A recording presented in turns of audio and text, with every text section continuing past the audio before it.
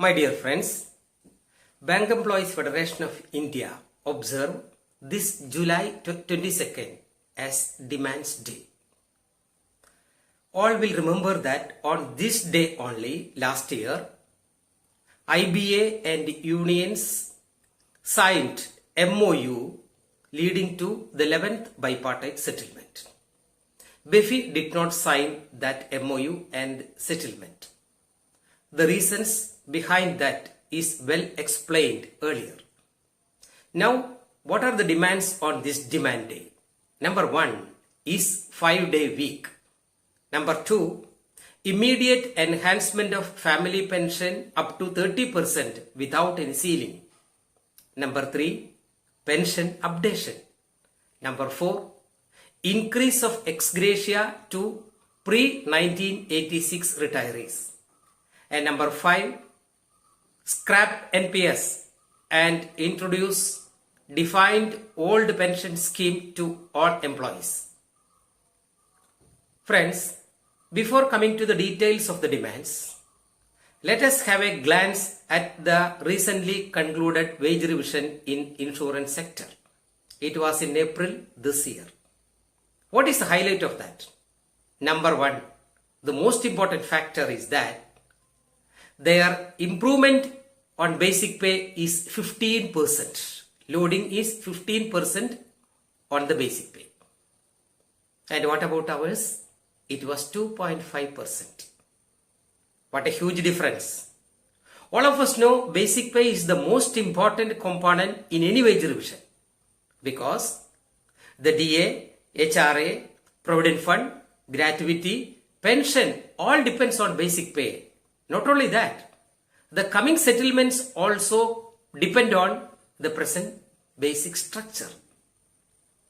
But here what happens is that in our settlement time, what IBA said, government has instructed them not to have more in basic pay. That is a government instruction to all sectors. That was the contention. Now what we see, in insurance, government has agreed for 15% hike on basic pay. We congratulate the insurance employees for achieving this. But what about us? About us, how it happened? Why this is denied to the bank employees? Why this discrimination? Why this treachery? I think it's an attack against the bank employees. That is the number 1 point. Coming to the demands, 5-day week. All will remember that during the 10th bipartite settlement time itself, IBA was telling and was giving the assurance that 5-day week will be implemented in the next bipartite settlement time, that is this 11th bipartite settlement. And was it done? No. Now, insurance employees were given this facility of 5-day week. Why? Why this discrimination against the bank employees is to be raised by the entire fraternity? Next is family pension. Once IBA committed, agreed in principle in a bipartite talk, what? 30% of family pension to increase up to 30% without any ceiling. It is a very important demand, friends. Many employees, lakhs of bank employees retired. We know that some of them expired also. Then what about their families? Thousands and thousands of families of these expired employees are facing hardships.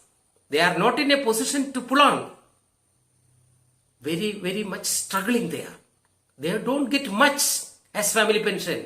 So this is a very important demand which UFBU were pursuing, but not yet implemented by the government.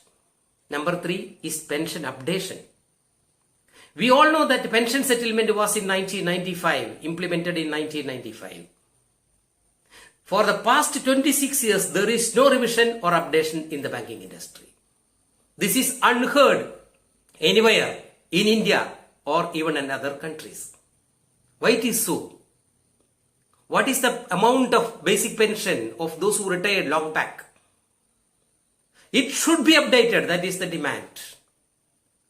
And number 4 is that increase of ex gratia to those who have retired before 1986. It's a very low amount they are getting. Substantial improvement should be there. And number 5, very, very important demand, scrap NPS. Scrap NPS and introduced old defined pension to the entire employees. Why? What is NPS? National Pension System. Should we call like that? I think we have to call it as no pension scheme. Why? Huge amount is deducted from the salary of the employees and officers every month. And they are invested in share market. Good amount is in share market. And what happens? We know what is the functioning, how is the functioning of share market. Sometimes there will be boom, sometimes there will be abrupt collapse. This money of the employees being utilized by the corporates. And even when the GDP is low, even when economy is derailed, this share market may be showing an upward trend. It is very artificially done. It is a speculative market. No certainty over that. So what will happen? Who can decide how much the employees will be getting at the time of retirement? No idea. How much will be their pension? No idea. It is clearly uncertain on that. So what will happen? Suppose there is a collapse just before the retirement of a particular employee or group of employees. Their pension will be very, very low. Their amount at the time of the retirement will be very less.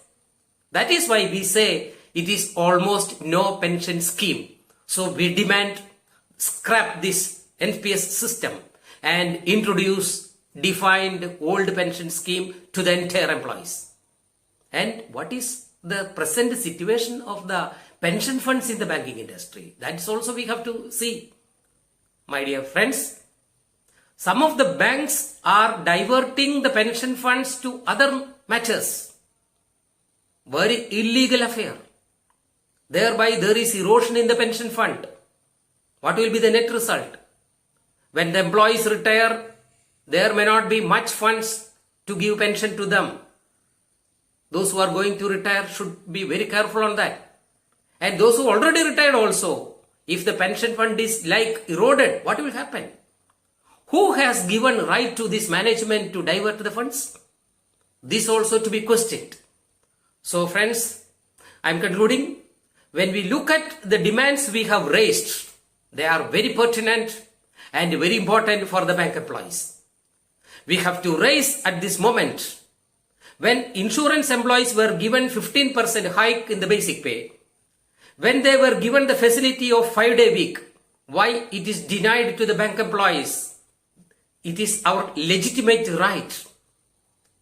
At this moment, shall we sit silent? No. I appeal to the entire banking fraternity to rise up to the occasion and see that our legitimate right is achieved. We should get what we deserve. All of us know, after especially this merger, our employees and officers are overloaded. More than 100 officers committed suicide due to overload. And in this pandemic period also, all of us know as frontline warriors, bank employees and officers toiling in the branches of the banks day and night. And it is very sad to say, more than 1,500 employees lost their lives due to COVID-19. So at this juncture, what we have to do? We sit idle? No.